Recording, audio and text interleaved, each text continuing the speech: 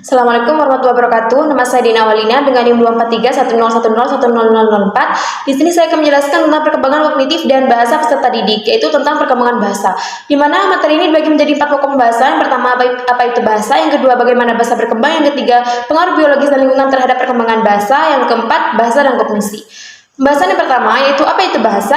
Bahasa adalah sistem simbol untuk berkomunikasi baik lisan, tulisan ataupun isyarat dengan aturan menggabungkan kata-kata. Bahasa sangat penting karena kita sangat membutuhkan bahasa untuk berkomunikasi dengan orang lain. Selanjutnya, bahasa juga memiliki sistem aturan. Yang pertama, fonologi, yaitu mempelajari tentang sistem bunyi suatu bahasa. Yang kedua, morfologi, mengacu pada bagaimana kata-kata terbentuk. Yang ketiga, sintaksis, yaitu cara kata-kata digabungkan untuk membentuk frasa dan kalimat yang dapat diterima. Yang keempat, semantik, yaitu mempelajari makna kata-kata dan kalimat. Yang kelima, pragmatik, yaitu penggunaan bahasa yang tepat dalam konteks yang berbeda. Selanjutnya, pembahasan yang kedua yaitu bagaimana bahasa berkembang.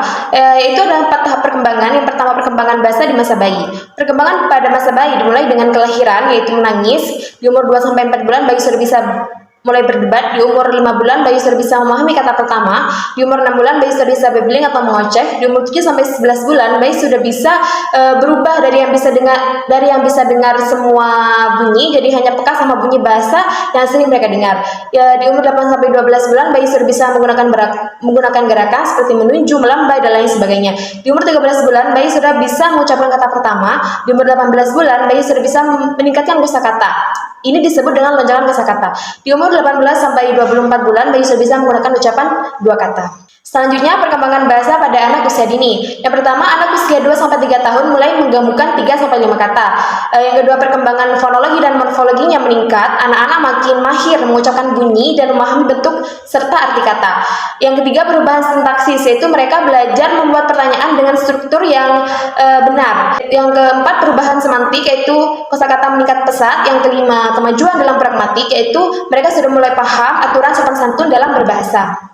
Selanjutnya ada hasil penelitian tentang bagaimana lingkungan keluarga mempengaruhi perkembangan bahasa anak usia dini. Dan hasilnya, lingkungan keluarga sangat mempengaruhi perkembangan bahasa anak. Anak dari keluarga profesional cenderung punya kosakata lebih banyak karena sering diajak bicara.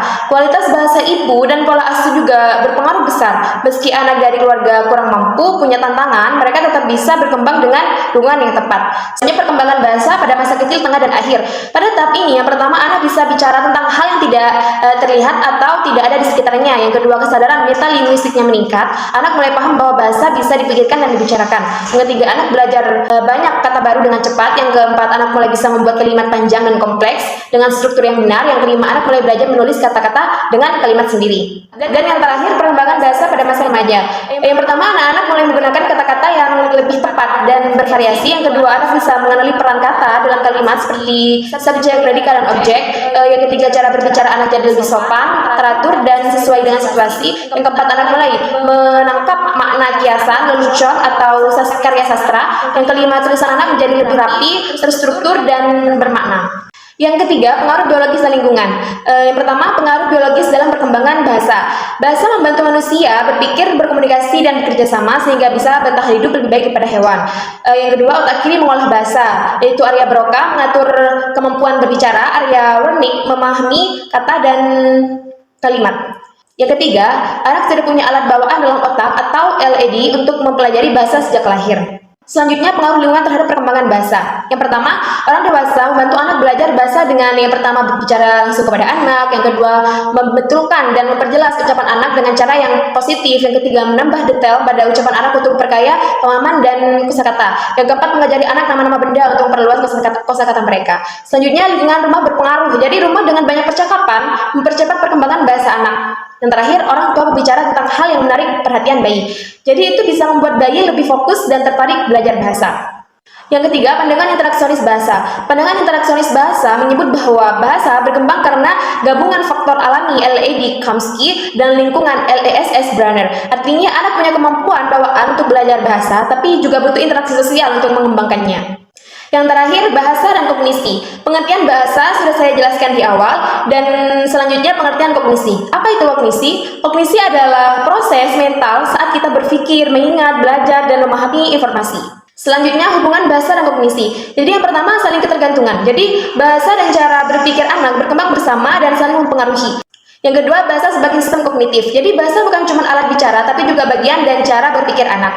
Yang ketiga, teori Piaget. Jadi anak bisa belajar bahasa kalau cara berpikirnya sudah berkembang terlebih dahulu. Yang terakhir, stimulasi lingkungan. Jadi lingkungan yang banyak bicara membantu anak berpikir dan berkembang lebih cepat.